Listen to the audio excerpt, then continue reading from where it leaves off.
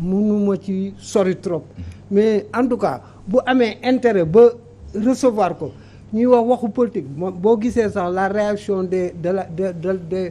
proches de Marine Le Pen la ñuy wax c'était un entretien politique donc politique loolu yëpp lal na ci politique aussi lal na ci géopolitique bi lal na ci relation internationale donc on peut s'interroger et puis on peut avoir des craintes qui sont somme toute légitimes quoi. Alors Aliou pourquoi cachotterie yi yëpp parce que bi mu fi ñëwee sax bi ñu nee recevoir na ko gars yi dañoo bañoon ñi nga xam ñoo nekk si pouvoir bi nanguñu ko woon affirmer ba moom moo génn ci Mamadou Ibra Kane wax ni audience boobu am na. gis nga Assane Gueye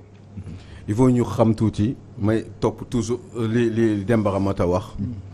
gis nga Marine Le Pen dafa jël récupérer parti boo xam ne il faut sénégalais xam ko dafa récupérer parti boo xam ne baayam moo ko yoroon. Aujourd'hui ce parti s'appelle le Rassemblement National avant baayam bi mu koy créer ça s'appelait le Front National. xeex na ak Mitterrand xeex na ak Jacques Chirac xeex na ak socialistes yi en général xeex na ak Sarkozy xeex na ak ku nekk baayam ba Marine Le Pen bi mu ñëwee récupérer démocratiquement le pouvoir ne dafa bëgg defaraat Front National. li mu njëkk def mooy jël F bi tuddee ko R changer ko par R def ko Rassemblement National ba ne dafa bëgg changer visage u Front National bi ñuy wax ni front c'est un parti extrémiste. parce que moom giseewul noonu te am na en partie giseewul comme baayam bokk na sax moom ci ñi évincer son propre père. parce que yeneen gis-gis la parce que son père était ak ñoom Bruno Gollnisch ay ñoom l'autre Bruno qui a été maire de Vitrolles. comme nu mu tuddati beneen Bruno bi nekkoon numéro 2 bi après Badji évincé ko ak yi demee noonu des gens durs yoo xam ne dañ nekkoon autour Marine Le Pen fexe ba dégager leen pour donner beneen image Front National def ko Rassemblement National continuer nag espérer que maintenant au fur et à mesure à chaque fois que muy dem Marine Le Pen monte day yéeg ci sondage yi en France te comme Macron mi ngi nekk ci deuxième mandat am il y a des possibilités ou des éventualités ou même qui sait Marine Le Pen pourrait éventuellement remplacer Emmanuel Macron parce que gis ngeen moom bu mu jëlee présidence su Rassemblement National bi mu wutoo bàyyi ba tey parti bi dafay gën di monter en crescendo bu dul woon à chaque fois moom mooy dem deuxième tour ak Macron te bu dul woon peut-être que li nga xam ne comment dire les républicains en général que ce soit de gauche ou de droite muy droite républicaine ak gauche républicaine yi bu dul woon li ñu koy sot tout le temps kon forcément Marine Le Pen départ na bu yàgg parce que kenn bëggul jël risque jox leen nguur gi maintenant le problème mooy tout le temps Marine day avancer léegi nag est-ce que parce que loolu aussi daf ci am solo est-ce que du loolu aussi moo tax ma bëggoon lu leer moo tax premier ministre dafa war di wax muy leer parce que man xam naa am naa yu may comprendre aussi moo tax ma ne est-ce que du loolu la Macky Sall parce que gars yi Kadhafi a beaucoup aidé Sarkozy il faut oser le dire Kadhafi a aidé beaucoup de pays européens yoo xam ne jàppale na leen pour seen propre politique Omar Bongo El Hadj Omar Bongo feu a beaucoup aidé justement un président qui s'appelait Jacques Chirac et qui est parti donc jàppale nañu ñu bari dañuy dimbalante Macky Sall mos nañ ne dafay jàppale Mballo bi mu nekkee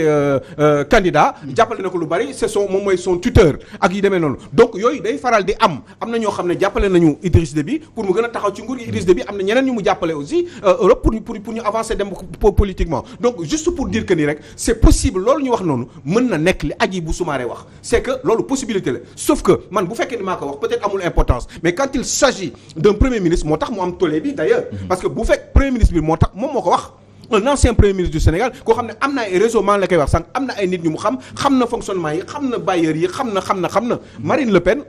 kaaw bi ko daloon ci ak Russie bi Assane doon wax léegi cas boobu il faut comprendre lan la parce que Marine Le Pen banque française yi bëgguñu ko woon lebal pour mu def sa campagne électorale parce que ñoom après campagne bi il gagne beaucoup d'argent parce que voix bu nekk bu ñu la votel ça coûte de l'argent te loolu après dañ leen koy rembourser comme amuñu woon xaalis pour def campagne c'est pour ça qu'elle a été dans une banque russe avec l'accord de son parti pour dem récupérer de l'argent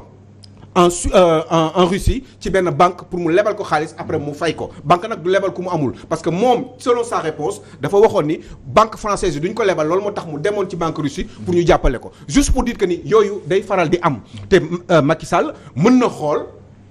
xam ni kii am na ay chance peut-être un jour pour remplacer Macron parce que il y aura plus de Macron dans quelques années là 3 ans je rappelle Macron parce que Macron dootul présenté wuti kan mooy nar a jàkkaarloog Marine Le Pen pour cette dernière encore course parce que ce sera pour une dernière fois lay nekk candidate pour élection présidentielle française yi léegi kan moo nar a jàppale kan moo nar a jàkkaarloog Marine Le Pen ci gauche bi wala ci droite bi kan moo nar a daje moom parce que n'importe comment bu fekkee ni li mu téye mi ngi ko yor ba tey elle ira encore au deuxième tour donc nag Macky Sall mun na xalaat ne war na ko mën a dimbali ci suuf parce que yooyu day faral di am ci àdduna bi am na dañuy jàppalante entre ñoom discrètement maintenant bu fekkee ne yàlla def na man xamuma ko Assane xamoo ko Demba Ramata xamoo ko et vous aussi et que Hadjibou Soumaré par ses réseaux am na lu mu xam na ko wax mu leer sinon bu fekkee ne daf koy caaxante ni parce que 12 milliards c'est énorme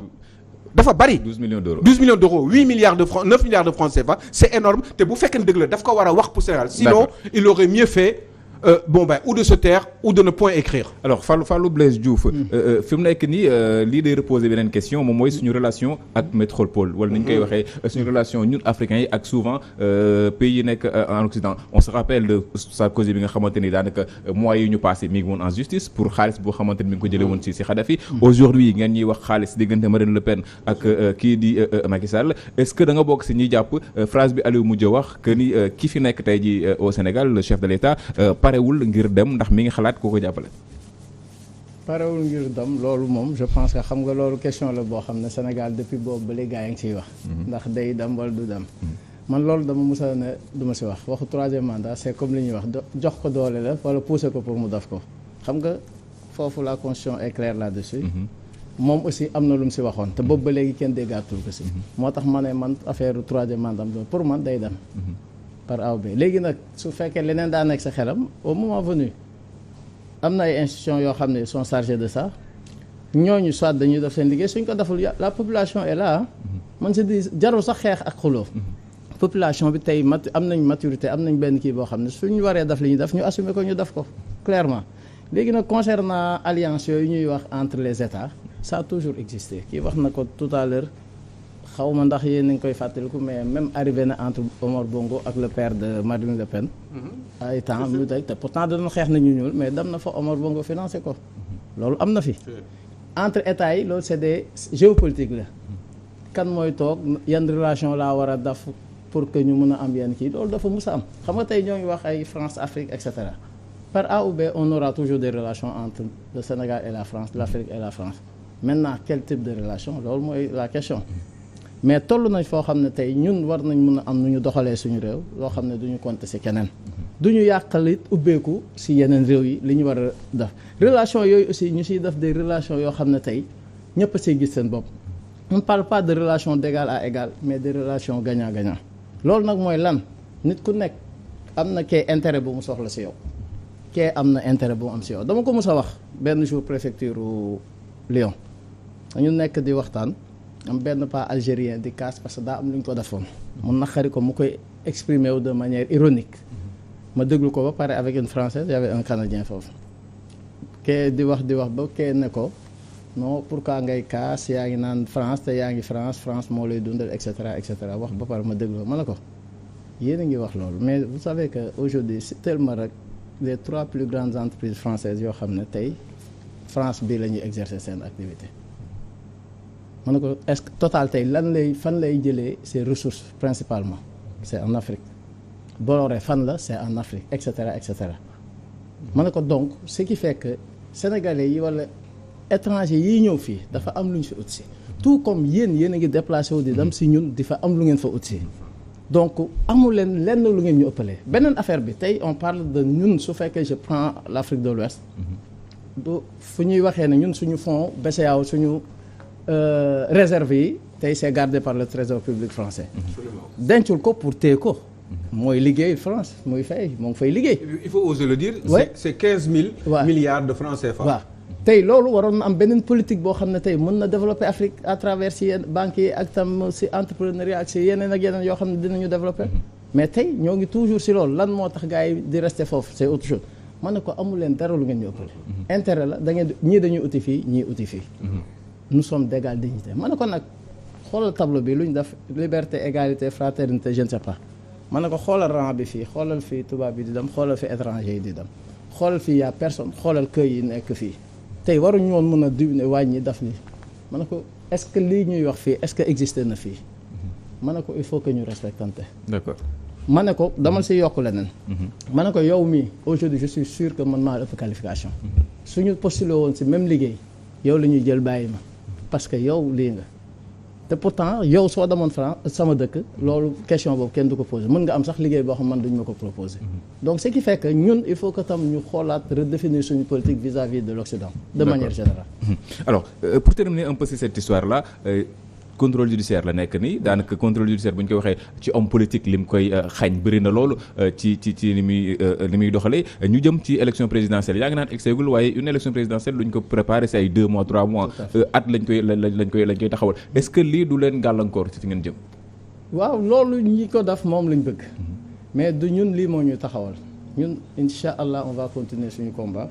ak ñi ñu si àndal ak aussi tam tey l'opposition si li nga xam ne war nañ si liggéey ensemble fii ak élection yi incha allah mais lii aussi yëpp c'est pour gàllankoor ko si aussi li ngeen di wax xëy na lu mu xam ñu bañ mu génnee ko tey suñ la nee contrôle judiciaire amatoo droit wax parce que soo waxee rek la machine judiciaire dal sa kaw xam nga loolu it si li ñuy wax si privé nit de